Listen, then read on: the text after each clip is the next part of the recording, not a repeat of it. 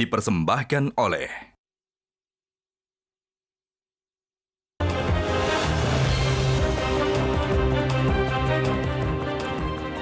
Pemirsa, kalau bisa instan, kenapa harus ditahan-tahan? Kalau ada jalur belakang, kenapa harus lewat depan? Mungkin inilah justifikasi yang membuat PSI langsung membaiat Kaisang Pangarep sebagai Ketua Umum PSI.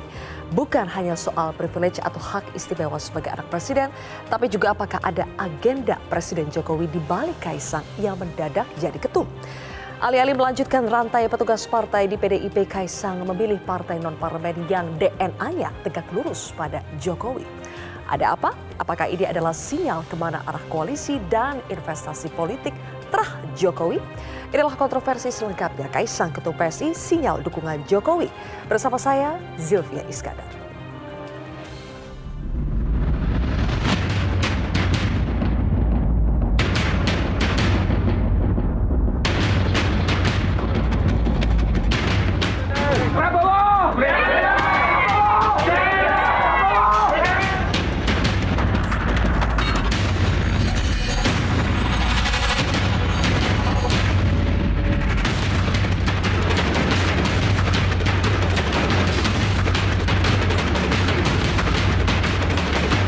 Saudara Kaisang Pangarep sebagai Ketua Umum Dewan Pimpinan Pusat Partai Solidaritas Indonesia. Minta doa restu orang tua ya, saya restui.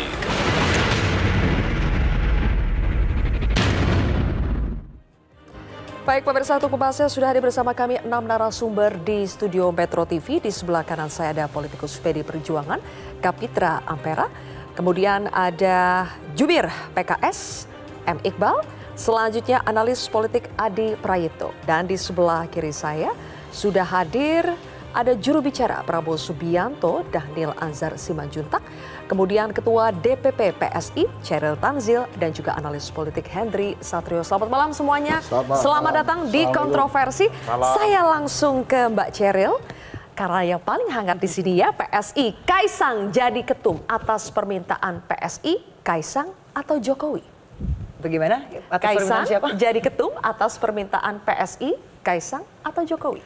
Tentunya atas permintaan PSI dan kita sampaikan kepada Bro Kaisang dan gayung bersambut karena dalam rapat perdana DPP PSI yang terjadi tiap hari Selasa, kemarin Bro Tum kita yang baru ini Kaisang juga sudah hadir. Dan Bro Kaisang menyatakan ternyata 2019 Bro Kaisang dan istrinya itu mencoblos PSI. Jadi mungkin ini secara politik Bro Kaisang juga sudah mengalami proses pematangan.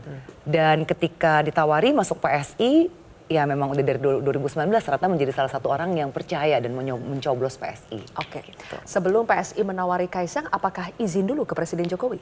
Nah kalau itu mungkin tanyakan ke Bro Tum, karena kan memang sudah ada juga di media massa ya, sudah ada headline-headline-nya bahwa Kaisang mohon doa restu. Dan tadi juga sudah ada cuplikannya, Presiden Jokowi, ayah kandung Bro Kaisang itu memberi restu. Ya, Kaisangnya minta restu kepada Presiden Jokowi. PSI-nya sebelum meminta Kaisang menjadi ketum, minta restu juga nggak ke Presiden Jokowi? Kalau kita kan komunikasi memang sangat baik dengan Pak Jokowi ya, makanya kita berani bilang tegak lurus Pak Jokowi. Tentunya bahasa sowan-sowan itu adalah, tapi ya hanya sebatas itu karena berkali-kali ditegaskan oleh Presiden. Presiden itu kan anaknya sudah dewasa, sudah punya kakak sendiri, sudah ya sebagai seorang kepala keluarga harus punya pilihan sendiri dan dihargai oleh Pak Presiden sebagai ayah. Oke, Gitu. berarti ketika sowan ke Presiden, mengabarkan ingin meminta Kaisang menjadi ketum, tidak ada penolakan intinya ya dari Presiden. Mempersilahkan saja.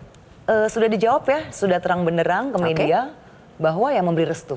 Baik, sebelum saya pindah ke narsum yang lain, pasti Mbak Cheryl juga sudah mendapatkan pertanyaan ini dari banyak orang, tapi saya ingin menegaskan lagi, apa modal yang dimiliki Kaisang untuk menjadi ketum selain anak presiden? Oh banyak sekali. Mbak Zil, Mbak Zil itu kan suaminya juga pengusaha kan? Susah nggak kita bikin startup? Susah. Susah, saya juga pengusaha. Sempatlah kecil-kecilan gitu ya bisnisnya. Susah luar biasa. Tapi Kaisang itu kita tahu dia punya banyak modal secara karakter misalnya ya. Ketika jadi anak presiden di periode pertama kita ingat betul bagaimana rame orang salut banget ada anak presiden pulang dari Singapura sekolah sampai Bandara Suta. naik bus ternyata. Itu satu, modal karakter. Lalu apa? Dia berhasil membesarkan banyak sekali franchise UMKM. Jadi bisnisnya tuh nggak yang langsung tiba-tiba mining, tambang atau apa begitu ya. Tapi UMKM, dari Sang Pisang. Lalu juga banyak sekali kerjasama Mangkokku begitu ya. Banyak lah. Dan tentunya dia juga banyak sekali mensupport mensupport UMKM lainnya. Karena saat ini dia punya podcast dan podcastnya pun baik. Dan podcastnya pun itu setiap saat dalam setiap episode itu pasti membawa UMKM lagi. Bahkan kadang nggak cuma satu ya. Dia kadang makan keripik lah, makan apa. Jadi supportnya terhadap usaha-usaha UMKM, usaha-usaha anak muda. Dan dia sendiri juga sudah berhasil gitu ya membesarkan. Jadi saya rasa punya modal banyak lah. Karena entrepreneurship-nya begitu ya. Oh bukan itu aja. Saya lihat seorang entrepreneur tuh pasti juga punya managerial skill. Saya lihat Mas Hensat di samping Mbak Cheryl itu ngangguk-ngangguk, senyum-senyum ketika Mbak Cheryl jawab. Kenapa Mas Hensat? Saya kagum. Tidak teryakinkan atau semakin kagum dengan sosok Kaisang? Kagum. Terima Jadi kasih. turunan anak presiden tuh banyak ternyata. Bisa jago manajerial, bisa startup ya. Dan humble. Humble. Gitu ya. Lu itu luar biasa tuh. Tapi intinya anak presiden lah. Jadi apapun yang disebut tadi oleh Mbak Cheryl, Ya, intinya adalah modal presiden. utamanya karena anak presiden. Anak presiden. Kalau nggak anak presiden kan susah dapat modal startup. Emangnya gampang dapat modal startup? Gampang nggak? Tapi begini, kalau misalnya ya kita lihat anak presiden yang lain, maksud saya, mungkin enggak. bukan startupnya bukan jualan pisang. Enggak, maksud saya gini. Mungkin langsung batu bara atau apa Ya, gitu tapi kan ya. nggak ada contohnya anak presiden langsung batu bara. Enggak, maksud saya nggak apa-apa juga anak presiden ya udah emang anak presiden. Bukan salah Mas Kaisang juga kan, bukan gara-gara dia pinter milih bapak juga kan. Emang ya udah bapaknya jadi presiden, terus dia dapat kemudahan-kemudahan. Baik. Terus kemudian Jualan pisang itu kemudahannya apa? Nanti kita terlalu jauh ini membahas jualan pisang. Apa ini. ada orang yang jualan pisang bersulit di negara ini? Nanti kita terlalu jauh membahas jual pisang. Selain jual pisang ada yang lebih menarik sebetulnya. Dengar-dengar Bang Kapitra, Bu Mega marah besar Kaisang masuk ke PSI. Benar gak tuh? Ya apa urusan Ibu Mega marah? Tapi benar atau tidak? Ya apa urusan Ibu Mega marah? Jadi maksudnya tidak benar. Maksudnya tidak benar Bu Mega marah. Kaisang bukan kader PDIP. Ini kan PSI sowan ke Pak Jokowi karena dia presiden. Tapi jangan lupa, yang mengusung Pak Jokowi jadi presiden itu PDIP. Pak Jokowi itu kader PDIP. Itu kan milik PDIP dalam struktur partai. Kalau Kaisang kan beda. Belum masuk jadi anggota PDIP. Masa ya Ibu Mega harus Bapaknya, marah? kakaknya, iparnya semua Oh, PDIP. iya. Ini ada satu yang tiba-tiba ke PSI. Tidak cukupkah alasan buat Bu Mega untuk marah? Buah kelapa ya kadang-kadang jatuhnya nggak sama. Kenapa itu nih masalah? Kalau begitu saya main. Ada independensi, ya ada independensi. Presiden udah mengatakan dia memberikan kebebasan pilihan-pilihan sebagai manusia dewasa. Dan itulah demokrasi. Ya. Dan PDIP itu partai demokrasi. Jadi pilihan-pilihan itu dalam politik, dalam kehidupan pun boleh. Oke, Itu meskipun bagian ada aturan, dari haknya. meskipun pada tanggal 28 Januari Sekjen Anda Pak Hasto itu bilang sebetulnya dalam aturan partai satu keluarga inti itu harus memilih Begini, partai yang sama. Dia punya kakak sendiri, dia adalah punya keluarga sendiri. Dia bukan lagi bagian dari yang di bawah pengampunan. Ya, istilah hukum itu di bawah pengampunan orang tuanya. Dia sudah sangat cakap bertindak hukum. Oke. Dan dia bisa Jadi yang penting beda kakak. Dia bisa melakukan pilihan apa? Kakaknya mau iparnya, itu pilihan politik mereka sebagai orang dewasa. Kalau dia punya pilihan politik di luar PDI, kita apresiasi aja. Selamat, Mas Kaisang. Oke, tapi coba kita lihat ya, yang 28 Januari dimunculkan saja langsung ketika Pak Hasto mengatakan, ini ketika waktu itu juga sudah ada desas-desus Kaisang mau diusung PSI menjadi wali kota Depok dan akhirnya Mas Hasto memunculkan pernyataan ini. Pada saat itu tidak ada kecuali sudah beda kakak. Begini, satu keluarga itu terdiri dari apa? Dari bapak, istri, anak. Ini dalam hukum, anak yang belum dewasa atau istri itu dianggap tidak cakap bertindak hukum. Ini kita jadi bahas definisi Ya, satu keluarga. harus ada pengampunan. Ya, harus di bawah pengampunan Oke, jadi ada orang yang pengecualian cakap ya? berhukum. Bukan pengecualian, karena dia sudah dewasa. Baik. ya sudah beristri, punya keluarga sendiri, dia punya kebebasan memilih. Intinya tidak ada dampak buat PDIP Kaisang mau memilih siapa partai apapun?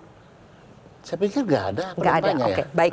Mas Adi, di panggung depan PDIP tampak santai, baik-baik saja dengan Kaisang yang bergabung ke PSI. Tapi di panggung belakang, apakah itu atmosfer yang terasa dengan Kaisang bergabung ke PSI tidak mengusik PDIP? Ya, saya kira ini cukup kompleks ya, bahwa harus diakui secara alamiah pastinya PDIP nggak nyaman dan terganggu. Ini bukan lagi soal ADART, bukan lagi soal aturan partai, karena memang Kaisang ini adalah replika politik dari Jokowi. Jadi sehebat apapun PSI ingin memisahkan Kaisang dari Jokowi itu tidak bisa. Jadi bahwa Kaisang berkoordinasi, minta pendapat, minta restu, iya. Tapi kan publik pasti tahu, Kaisang yang tidak memiliki latar belakang politik apapun, ditaruh di partai politik yang sama sekali belum pernah lolos ke parlemen, ini bukan perkara yang gampang, Mbak Sylvia. Yang kedua, kenapa saya sebutkan bahwa PDIP ini nggak nyaman dan happy, kita tahu PSI belakangan merupakan partai politik yang cukup aktif mengkritik PDIP dan Ganjar Pranowo. Ini yang kemudian disebut oleh publik, rasa-rasanya Mas Kaisang ini kok tidak menjaga perasaan teman-teman PDIP menuju 2024-nya. Kalaupun toh mau berpartai, kenapa sih nggak masuk Gerindra gitu ya, ataupun masuk Golkar, ataupun yang lainnya? Karena ada tokohnya soalnya di sana. Bukan begitu, Pak. Ada tokohnya nih. Kalau itu oke, nggak ada soal. Tapi minimal Gerindra ataupun partai yang lain tidak terlampau agresif menyerang Ganjar Pranowo dan PDIP. Tapi PSI hampir tiap hari gitu ya mengkritik, bahkan mendowngrade soal bagaimana portofolio politik PDIP menyongsong 2024. Jadi artinya itu bisa saya tanggapi ya begini. Itu Mungkin PSI. yang dimaksud Itu faktual loh. PSI belum dapat Ganjar tuh dukungannya. Itu faktual. Udah. itu benar. Itu Sampai faktual saat dan ini nggak kita bisa belum dibantah. menganulir. PSI masih dukung Belum Ganjar, pernah kan? menganulir, dan kalau tadi pengamat banyak yang mengatakan bahwa PSI tiap hari menyerang. Saya harus garis bawahi ya, saya adalah salah satu orang yang duduk sebagai pemret sosmed redaksionalnya. Bukannya udah dicabut? Pemret redaksionalnya DPP PSI. Belum pernah dicabut. Dan PSI secara kepartaian, Ini orangnya. kami tidak pernah mengkritik PDIP. Kalau ada yang mengkritik itu adalah suara kader. Dan karena kami partai egaliter, kami tidak mungkin membungkam Jadi kalau kader. seperti Pak Adi Armando itu atas nama itu pribadi. suara kader. Oke. Suara kader. Tapi artinya gini, pertanyaan Bang saya Kapitra, begini. Bang Kapitra udah dicabut ah. Ganjar udah Coba dicabut. cari sama Sylvia deh. Ya, Cari dong. Kayak Adi Armando Iya, itu iya, kan kayak Adi Armando ini kan kayak melampaui PSI aja, melampaui partai-partai. Tapi Apa kan hari bikin pertanyaan konten pentingnya, dia? langkah Kaisang masuk ke masuk ke cari ya, PSI, Grace tuh. artinya buat PDIP itu apa? Merupakan sebuah Ya kalau mau jujur ini semacam pembangkangan politik sih ya. Kenapa disebut sebagai Yang membangkang pembangkangan? itu siapa? Orang belum Kan belum dulu ada. sebelum kita tahu bahwa Mas Kaisang si Mawar ini mau jadi ketum PSI, kan sudah ada imbauan dari elit-elit PDIP, ayo dong bergabung dengan kita. Satu keluarga di PDIP itu nggak pernah ada yang kemudian iman politiknya berbeda. Itu rayuan yang nggak gampang. Sekelas PDIP, partai pemenang pemilu berulang kali, meminta keluarga besar presiden menjadi bagian dari PDIP. Mbak Itu Puan nggak langsung gampang. bahkan yang mengatakan. Bahkan kita dengar misalnya Ridwan Kamil itu dicoret gara-gara membocorkan bahwa Ridwan Kamil ditawari sebagai cawapresnya Ganjar, dan PDIP nggak mau disebut sebagai orang yang terlampau butuh ke orang gitu loh Pak. Tapi tiba-tiba kita dengar bahwa Kaisang masuk PSI di tengah rayuan PDIP menjadi bagian di dalamnya, tentu bagi saya secara amaliah pasti akan marah. Tapi saya belum tahu nih yang terkonfirmasi. Belakangan ini kita melihat seakan-akan PDIP nggak seperti biasanya. Ya, sangat sabar, cukup kalem gitu. Begitupun begitu banyak orkestrasi politik yang sangat merugikan PDIP. Kalau saya membaca nih tanduk-tanduk Bang Kapitra gitu ya, itu sudah keluar sebenarnya melihat Tapi fenomena ditahan-tahan. politik yang semacam ini. Coba bisa dibayangkan. Semua instrumen politik yang dekat dengan Jokowi itu dikaitkan dengan Pak Prabowo misalnya dan dianggap tidak harmonis dengan PDIP. Kenapa sekarang sudah mulai belajar Para sabar relawan, atau bagaimana PSI, Bang dan Kapitra? seterusnya. Adi kan baru ambil wudhu dia. Jadi belum masuk ke dalam saf. Jadi dia melihat dari luar. Ya kan? Tidak ada perubahan sikap dari PDIP. PDIP tetap seperti biasa aja, ya kan? Dan makanya PDI tidak mempersalahkan Kaisang jadi ketua umum PSI. Karena PDIP sudah mempunyai kekuatan yang jauh lebih besar dari partai-partai yang lain. Jil, saya mau klarifikasi dulu nih. Batal dukung Ganjar, kan mau menyerap aspirasi yang lain. Terus kemudian dibantah bahwa belum dicabut tuh gimana sih? Sejauh ini masih penasaran kita tidak soal apakah Nggak, PSI mendukung Ganjar atau tidak. Kita akan melihat lagi bagaimana Sekarang udah aspirasi dicabut akar belum rumput. dukungan itu? Secara resmi tidak ada bahasa mencabut atau menganulir. Tapi kita akan melihat bagaimana aspirasi akar rumput. Berarti mengevaluasi. Batal dukungan kan? Tidak ada bahasa itu. Tidak ada Jadi bahasanya Akan apa Mbak Ceril? merevisi Mengevaluasi. Yang jelas bocoran ya ini dari bukan bocoran sih, kita juga mengundang wartawan ya. Yang jelas kemarin ketika Kaisang ditanya bagaimana Bro Kaisang akan membawa arah dukungan PSI. Jawabannya simpel. Saya baru masuk. Saya akan belajar dulu. Bukan gini, mempelajari semuanya. Enggak, PSI sudah cabut dukungan 22 Agustus sudah nih beritanya. Kenapa penting buat PDIP PSI sudah cabut atau tidak? Saya membantu Henry supaya dia pentingnya apa buat PDIP? Supaya analisanya nggak salah nih. Karena saya ingat pernah Grace bilang akan dia mencabut dukungan dan mendengarkan aspirasi lagi. Terus kemudian dia sendiri yang bantah. Enggak. Saya nggak nyambut dukungan Ganjar gitu. Jadi maunya gimana sih? Jadi maunya gimana? Itu tipe PSI biar aja. Mungkin di sini Bang Daniel bisa membantu. Oke, kita ke Bang Daniel dulu ya. Kita ke Bang Daniel. Oke. Menjadikan Kaisang sebagai ketum PSI itu disebut-sebut juga sebagai langkah Jokowi menyiapkan soft landing sebelum mendukung Prabowo di Pilpres 2024. Benarkah begitu? Nanti Bang Daniel boleh dijawab. Kita harus jeda terlebih dahulu pemirsa. Kontroversi akan kembali sesaat lagi.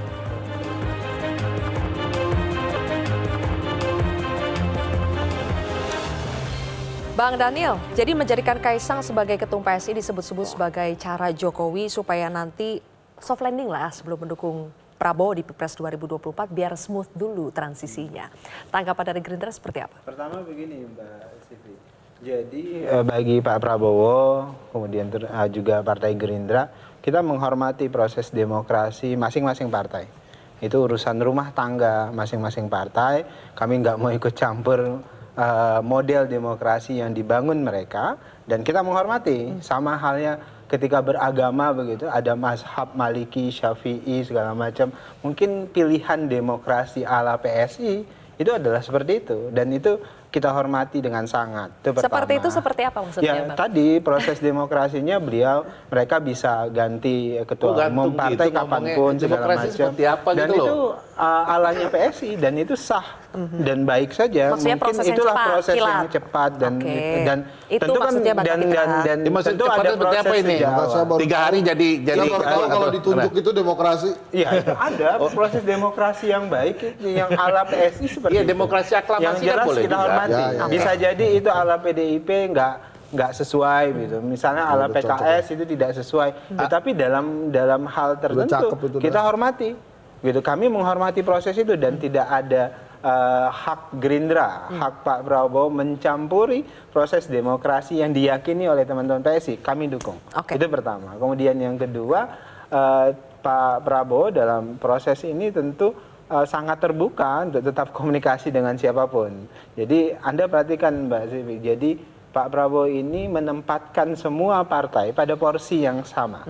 Anda bayangkan PSI belum menyampaikan dukungan resmi kepada Pak Prabowo, tapi ketika berkumpul dengan partai-partai yang lain, Golkar, partai-partai besar ini, partai-partai parlemen, tapi PSI tetap diundang.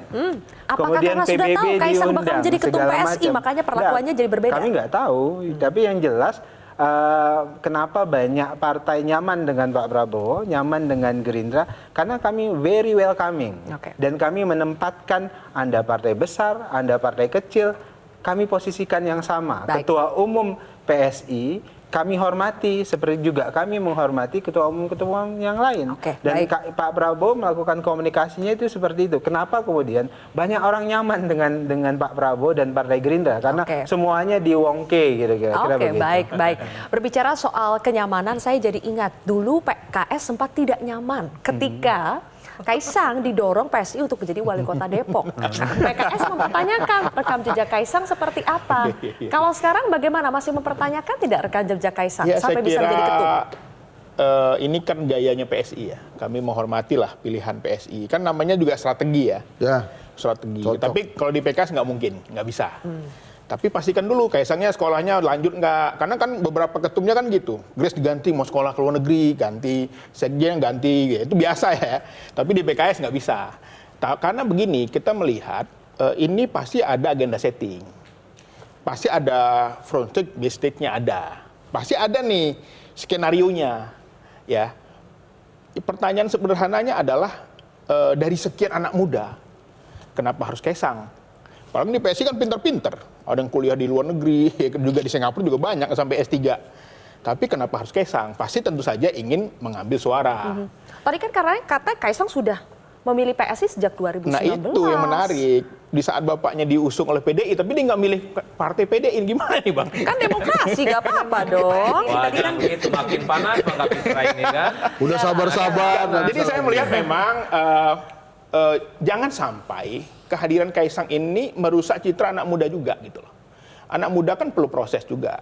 Karena 2 hari masuk jadi ketum, ya kan? Nanti anak muda yang lain nuntut, wah di PSI aja bisa kok di berbagai skenario kegiatan organisasi. Karena gini, karena kita melihat ke depan demokrasi ini kita pengen partai-partai ini memang melakukan kaderisasi. Walaupun ya PKS juga dikritik ya kan, kenapa selalu mencalonkan orang lain gitu ya. Tetapi kita berusaha.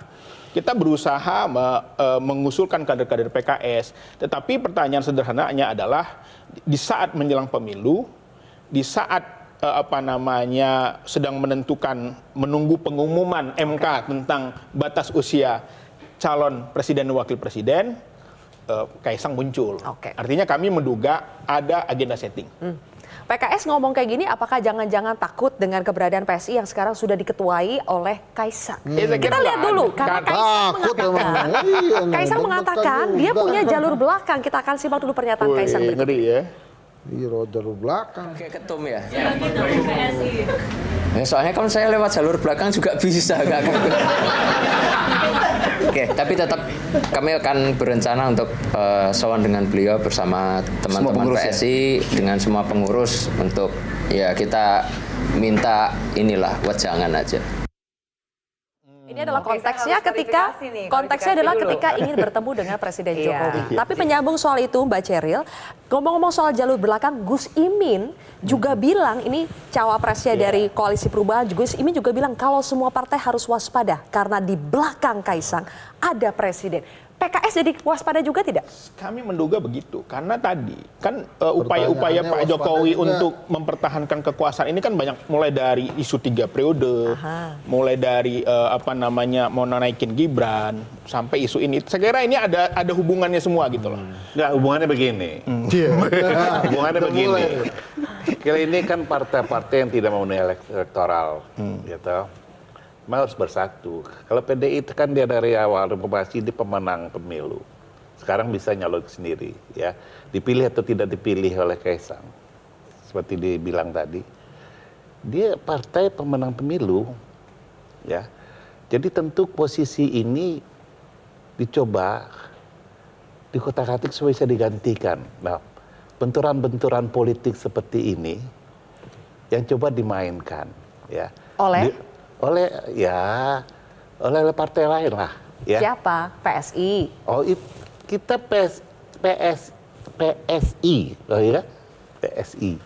Abangnya sampai lupa namanya. Ya, enggak, saya bingung nih, karena bajunya merah nih. Merah ini kan udah identik dengan PDI, terus ada PSI, jadi saya pikir hampir salah. Jadi PDIP merasa perlu waspada tidak dengan PSI sekarang? Enggak, PDIP itu partai yang sudah matang. Partai yang sudah berjalan di titian patah. Mulai dari Orde Baru. Tidak ada ketua umum yang mengalami proses politik sebegitu hebatnya di masa lalu. Spektakuler. Dan bertahan sampai hari ini dan sebagai pemenang. Tadi waktu offline kelihatannya pengen banget ngebahas kok nyoblos bukan partai PDI Perjuangan. Nah, justru yang pengen banget ngebahas tuh pengamat-pengamat politik. Saya begini. Apa pilihan orang? Ini luber nih, ya kan? Apa pilihan orang? Saya nggak tahu. Dinda juga pilih PDIP dulu kan? Oke, baik. PDIP. Jadi artinya begini. Baik. Pilihan-pilihan. Kita harus jeda terlebih dahulu, Bang Kapitra. Oh, gitu ya? Nanti kita akan kerucutkan ya, karena ini melebar-lebar ini. Dari tadi kalau Kapitra udah agak terus iklan. Biar dinantikan oleh pemirsa. Kita akan bahas lebih spesifik lagi. Jadi kemana arah dukungan dari PSI? Apakah nanti akan mendukung Ganjar ataukah ke Prabowo? Kita akan bahas lebih lanjut pemirsa sesaat lagi. Ini jangan-jangan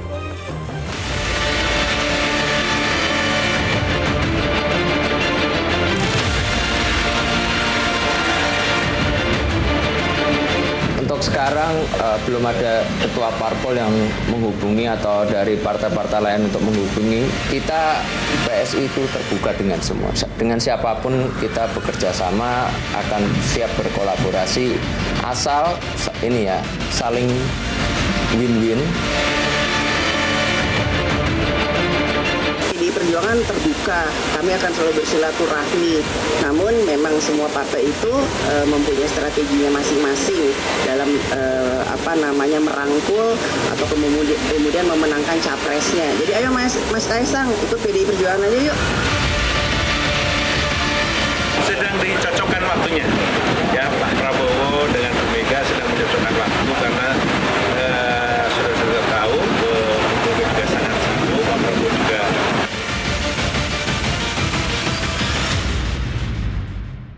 PSI diajak Puan dukung Ganjar, Kaisang bilang siap asal win-win. Win-win versi PSI itu bagaimana, Mbak Ceril? Win-win versi PSI adalah nggak ada win-lose, nggak ada lose-win, yaitu sama-sama menguntungkan, sama-sama kita bisa memajukan Indonesia. Tapi sebelumnya saya juga mau mengomentari tadi kan Mas bilang jangan-jangan dengan Kaisang yang dianggap secara singkat bisa menjadi ketum bisa membuat anak muda jadi skeptis. Nah, saya rasa enggak ya. Justru anak muda itu mereka anti birokrasi, mereka ingin sesuatu yang mereka ingin dipercaya. Dan di PSI banyak sekali anggota legislatif kita tuh yang umur 22, 23 itu juga bukan anak siapa-siapa. Kita ingat Bro William, salah satu yang menggebrak di DKI, di DPRD DKI. Ya, tapi kan beberapa di antara mereka pindah partai itu. Oh, tapi Bro William enggak, Antoni Winsa enggak. Jadi orang-orang terbaik itu masih stay dengan PSI dan mereka mendapatkan ya karpet merah yang sama. Mereka bisa nyalek dan didukung ketika mereka mau bersuara, ketika mereka ingin berjuang. Jadi saya rasa dengan Brotum Kaisang menjadi sesuatu di PSI, ini justru membuat anak muda bergegas. Tadi kita dari Bright Spot Market luar biasa, semua anak muda langsung tahu dan mereka semua ya memberikan aplaus. Kalau bicara tentang variabel anak muda di PSI, saya kira Giring itu kurang apa. Vokalis band populer, bahkan orang kampung saya nggak ngerti bahasa Indonesia bisa menyajikan lagu itu. Terima kasih. Tapi satu hal harus diakui bahwa the one and only bicara Kaisang itu bicara anak presiden. Bahkan melampaui ketua umum partai yang juga tidak lolos ke parlemen. Yusril itu kurang hafal, profesor dan doktor, tapi seakan-akan tidak jadi idola dalam pembicaraan politik kita di 2024. Apalagi ada pembicaraan lewat belakang lah, ada orang belakangnya lah. Pernyataan Gus Muhaimin yang menyatakan bahwa di belakang Kaisang itu ada presiden, meski setelah itu sibuk diamplifikasi dan diklarifikasi sebagai satu sinyalmen bahwa Bro Kaisang ini ya bukan hanya dirinya ketua umum PSI, tapi melekat pada Kaisang itu adalah anak presiden. Jadi bagi saya justru takut ada sesuatu yang paradok ya. Karena sorry to say Mbak Sheryl, ini kan dulu kalau kita melihat PSI kan idealismenya cukup luar biasa, inklusif, toleran dan sampai seterusnya. Sekarang masih. Ini kan jalan pintas ini Pak. Ini semacam cinta satu malam juga ini. Baru 2 hari jadi anggota partai jadi ketum. Saya khawatir justru orang melihat kok begini cara anak muda berpolitik, kok pakai karpet merah, kok pakai jalur belakang dan seterusnya dan seterusnya. Saya justru khawatir pemilih Jokowi itu justru nggak respect yang kayak gini gitu. Saya melihat PSI itu justru seperti perusahaan. Yang namanya Big Bro Jeffrey Giovanni itu kan ketua Dewan Pembina. Coba dibuka aja. Di ADART, di ADART punya C. Keputusan dia keputusan partai. Ketua Dewan Pembina nggak ada di partai lain kayak gini. Jadi itu seperti pemilik perusahaan menunjuk CEO. Saya tunjuk CEO-nya Kaisang. Udah selesai urusannya. Tapi kan sudah, makanya pertanyaan kalau kita besarnya, terus membahas Kaisang menjadi ketua umum PSI, ya sudah terlanjur juga. udah terlanjur juga. Tapi pertanyaannya begini Mas Hansa, sebetulnya semua partai, terlebih PDIP di sini, apakah harus waspada dengan kekuatan politik yang katanya sedang dibangun oleh Jokowi? Nanti ditanggapi oleh Bang Daniel. Saya harus bilang jelas, gini, ini langkah politik jenius dari Jokowi. Kenapa saya bilang jenius? Untuk apa sebenarnya? Motifnya apa? Karena nggak ada yang menduga sosok Jokowi yang sederhana, yang katanya merakyat, tiba-tiba Gibran maju Solo, Bobi maju Medan, Mas Kaisang ketum PSI. Ini jenius kalau saya bisa bilang begitu. Goalnya apa? Goalnya supaya aman Indonesia. Aman siapa ini dulu? Indonesia. Ya apakah tanpa Jokowi Indonesia? Tadi dulu, Bang Daniel mau menambahkan apa? Kami punya perspektif yang beda dalam hal ini. Kata-kata waspada agaknya nggak tepat untuk kami gunakan dalam hal ini Pak Prabowo, Partai Gerindra. Kenapa? Karena Pak Prabowo dalam banyak pidato, banyak kesempatan itu selalu menyampaikan kita yakin semua partai punya motif yang sama, ingin memaksimalkan potensi mereka membangun Indonesia.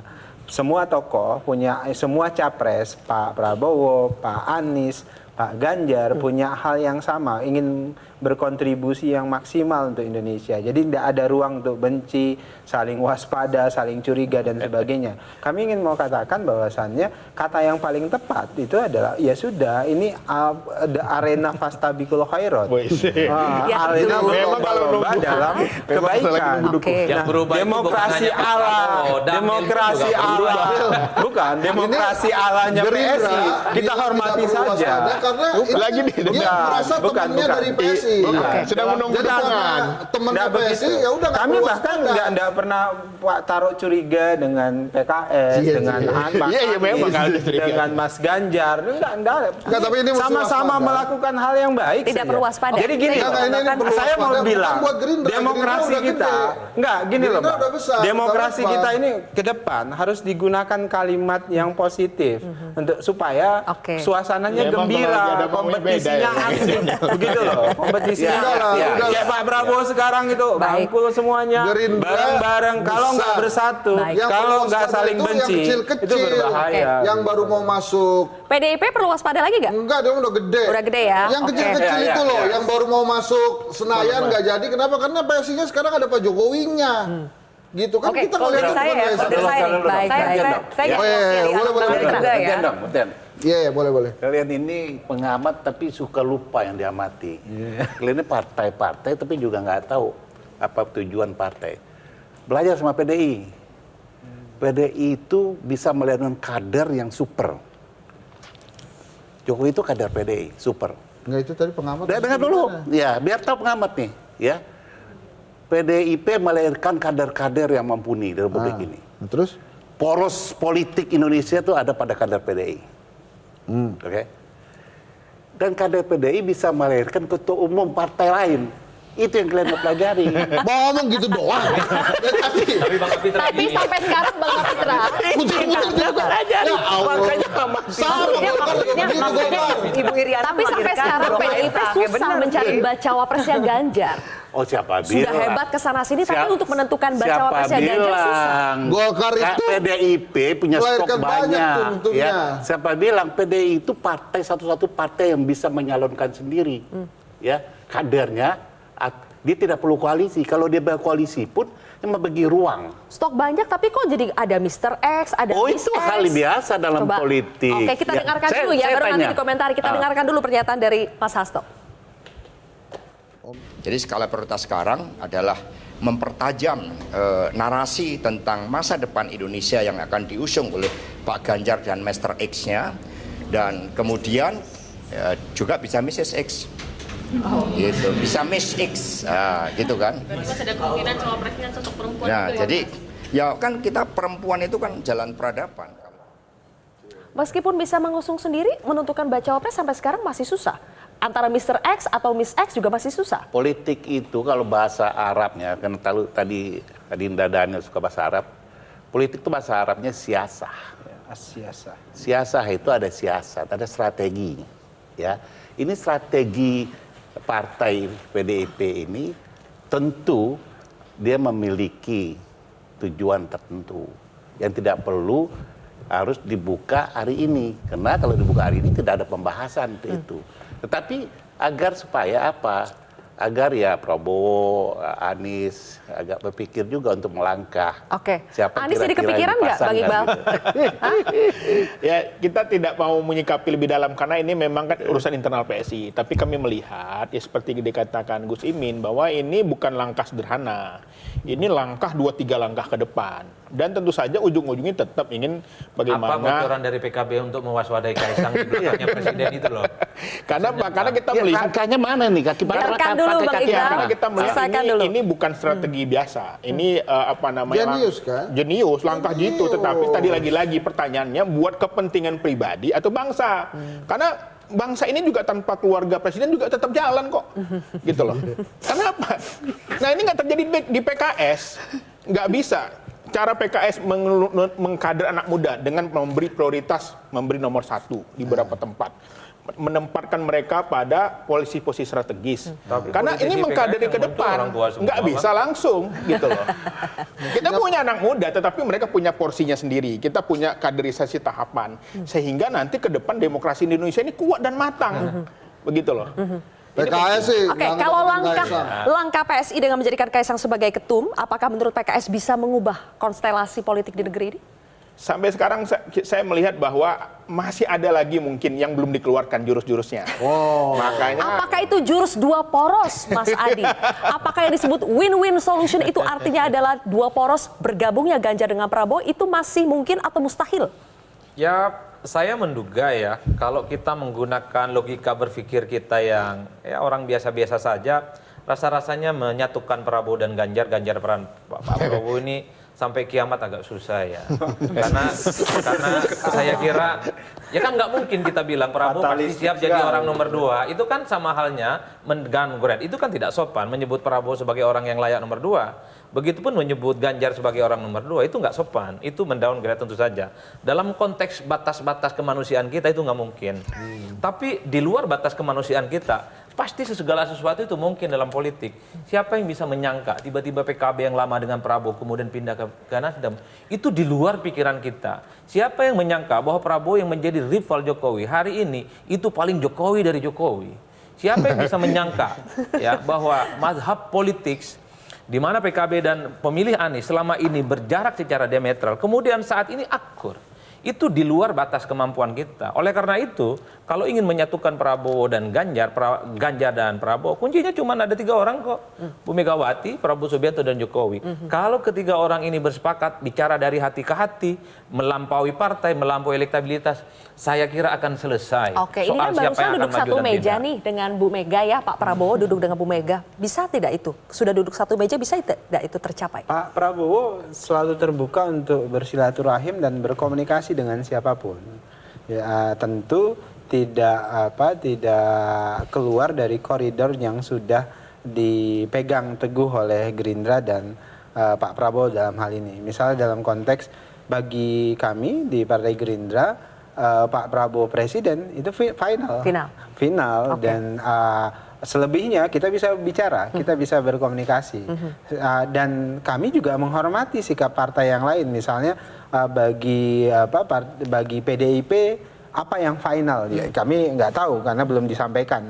Tapi kemudian dari partai Golkar seperti apa? Selebihnya bagi kami bisa dikomunikasi dengan baik. Itu yang pertama, Mbak. Yang kedua, kita sangat terbuka dengan proses-proses pembicaraan lain, termasuk mungkin kan yang menyampaikan dua poros ini pertama kali justru dari PKB loh, Mbak. Kami cuman berpikir jangan-jangan PKB agak susah move on dari Pak Prabowo.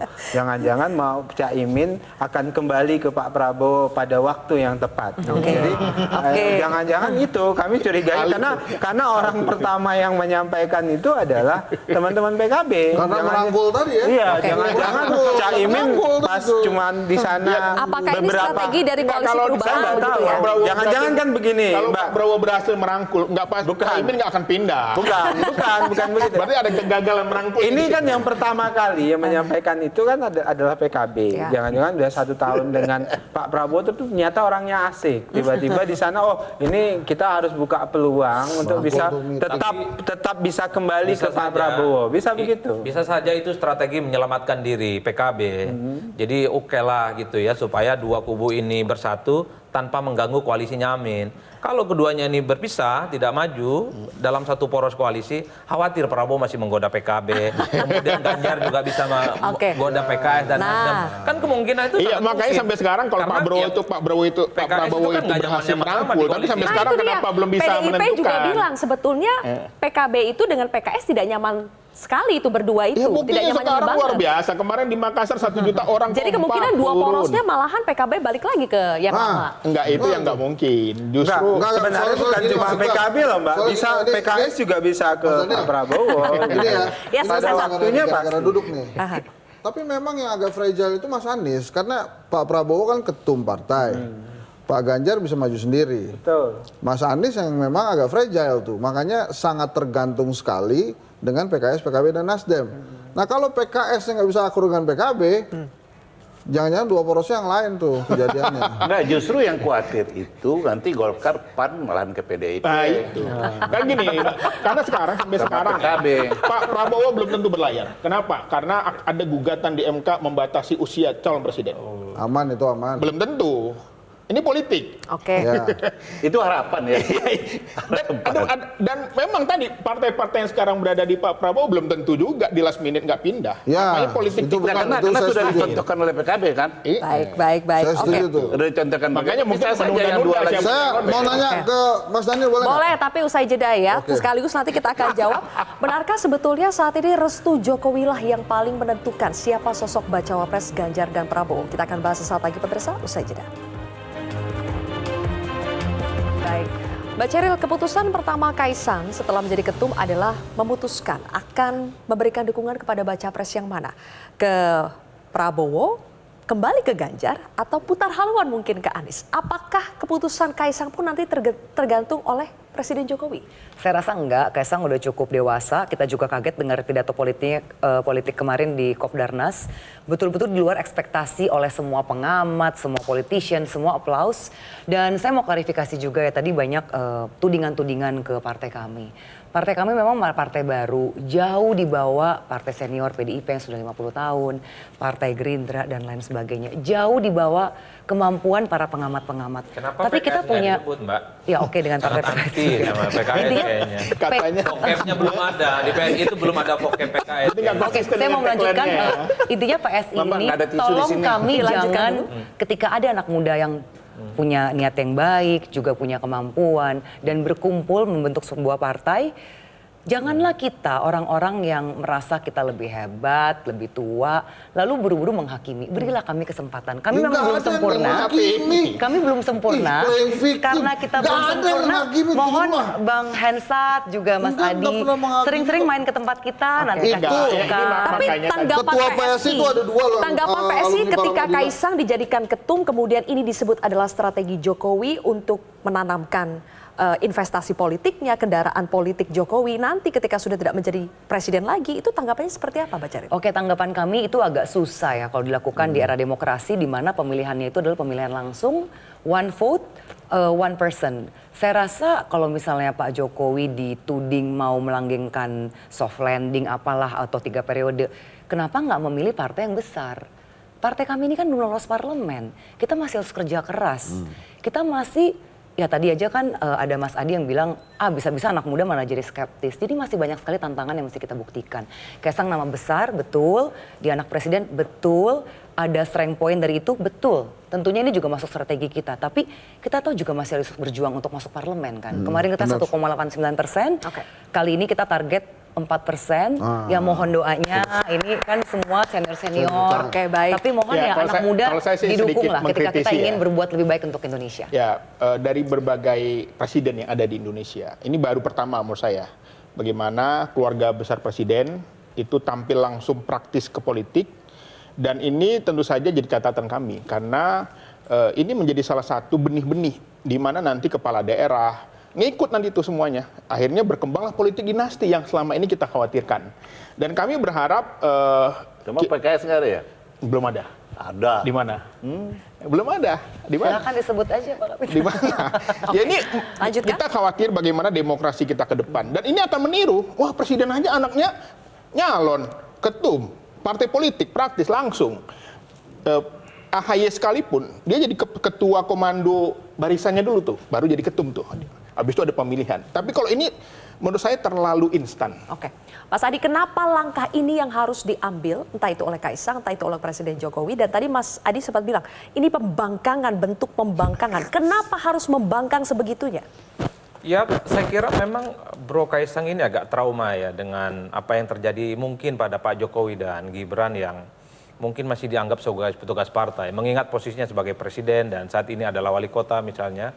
Ini yang sepertinya membuat kenapa harus memilih PSI sebagai pelabuhan politiknya. Bahwa Mas Kaisang itu independen ya, bahwa Mas Kaisang itu netral, lulusan Singapura. Dan saya apresiasi soal pidatonya, saya kira luar biasa kemarin. Banyak narasi-narasi yang saya kira ini melampaui Mas Kaisang sebagai sosok anak muda.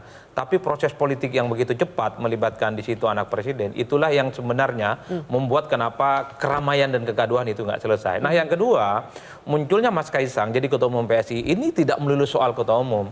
Ini kan dianggap sebagai bagian dari bagaimana dinamika politik ke depan itu akan terjadi. Misalnya, ini dianggap sebagai sebuah sikap politiknya Jokowi.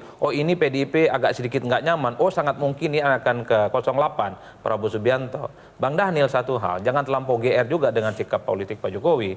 Jangan-jangan sampai hari ini pun Pak Jokowi secara pasti belum menentukan kemana arah politiknya. Kan kelihatan misalnya Gerindra dan Pak Prabowo Subianto paling merasa mendapatkan endorsement dan dukungan politik dari Jokowi, mulai dari relawan, kode-kode keras yang diberikan oleh PSI termasuk Kaisang. Coba misalnya suatu waktu berpikir, jangan-jangan di akhir permainan, sebelum tikungan akhir, Jokowi balik arah, kembali ke rumah besarnya, 100% total bersama PDIP dan Ganjar. Nah itu yang mestinya diantisipasi. Nggak jadi membangkang maksudnya? Tidak jadi membangkang misalnya, dalam perspektif publik. Oleh karena itu, jikapun Jokowi melalui instrumen politiknya itu memang betul nantinya mendukung Prabowo Subianto, anggap saja sebagai sebuah bonus. Tapi jangan terlampau berharap, mengingat sampai hari ini, Jokowi itu adalah kader PDIP dan belum menyatakan keluar. Memangnya sampai hari ini sangat berharap, Bang Daniel? Kelebihan Pak Prabowo sebagai pemimpin itu adalah jarang berburuk sangka. Jadi semua pihak ketika melakukan langkah-langkah politik, kita anggap ya itu adalah nilai-nilai yang sedang dibawa untuk kepentingan bangsa bersama. Makanya banyak yang membuli Pak Prabowo kan, karena Pak Prabowo ini sering dibohongi, Pak Prabowo sering dihianati. Tapi bagi Pak Prabowo tidak ada masalah tidak dengan berburuk itu. sangka. Tapi tadi Jadi maksud Mas Adila terlalu berbaik sangka, terlalu pede Pak Jokowi itu mengendorse dan Pak Prabowo memang terlalu berbaik sangka, dan itu memang beliau jaga terus-menerus. Pak Prabowo nggak pernah mau rawat benci kepada satu kelompok atau orang tertentu. Beliau yang jelas selalu punya ruang yang sangat besar untuk saling memaafkan.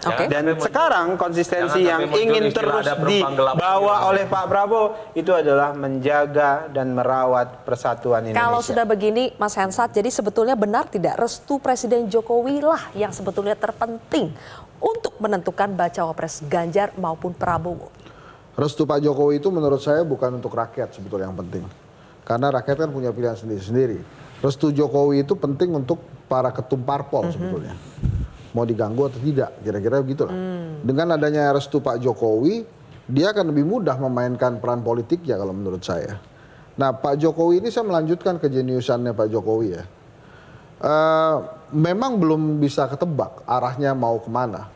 Apakah akan kembali ke rumah besar atau mendukung Pak Prabowo. Walaupun dia tempatkan anak-anaknya di posisi strategis. Bahkan ada isu, nggak tahu ini nanti Mas Daniel jawab aja.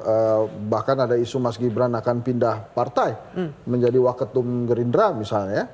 Nah itu kan kalau dalam sisi kejeniusan jadi masuk akal aja tuh. Karena Pak Jokowi nampaknya paham betul bagaimana memainkan bidak caturnya gitu ya. Nah yang mesti kita waspadai sih begini. Jangan kemudian ini menjadi torehan sejarah yang harus berulang. Sehingga pada saat presiden kita nanti 2024 terpilih yang baru, kemudian langkah-langkah ini harus diikuti. Yang akhirnya membuat semangat reformasi menjadi mundur ke belakang, kemudian demokrasi pun jadi mundur ke belakang. Nah, perihal tadi Partai Anak Muda, saya sih setuju-setuju saja. Bahkan saya sempat berapa kali mengatakan ke PSI, harusnya PSI segera membentuk organisasi sayap untuk memperkuat partainya. Karena setiap partai politik lain yang besar itu punya organisasi sayap.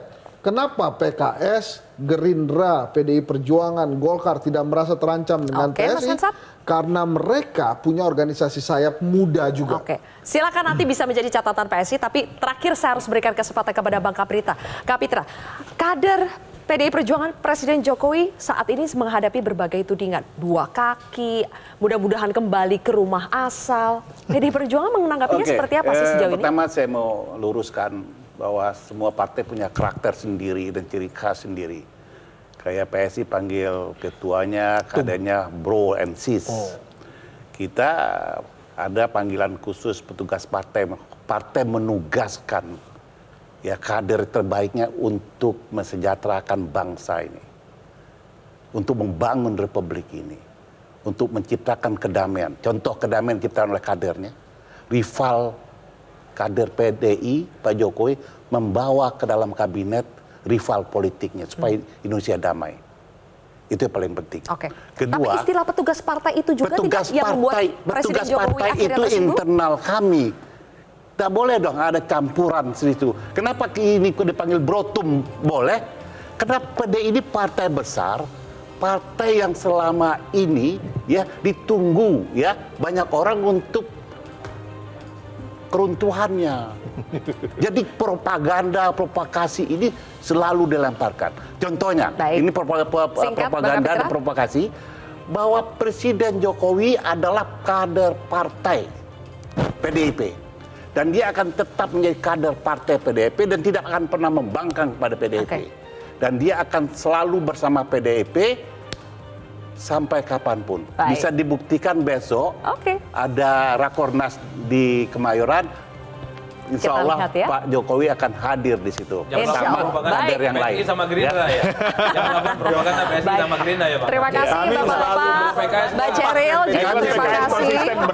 Oke, waktunya tinggal sebentar lagi menuju masa pendaftaran Capres-Cawapres. Di situ akan terbukti ya yang mana yang betul-betul konsisten dan tidak.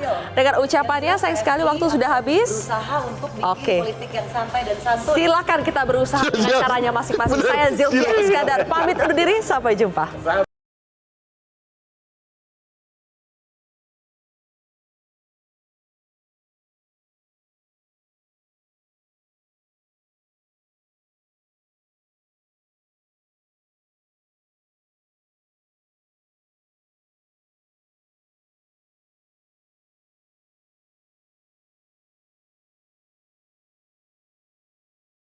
Jelajahi cara baru mendapatkan informasi. Download Metro TV Extend sekarang.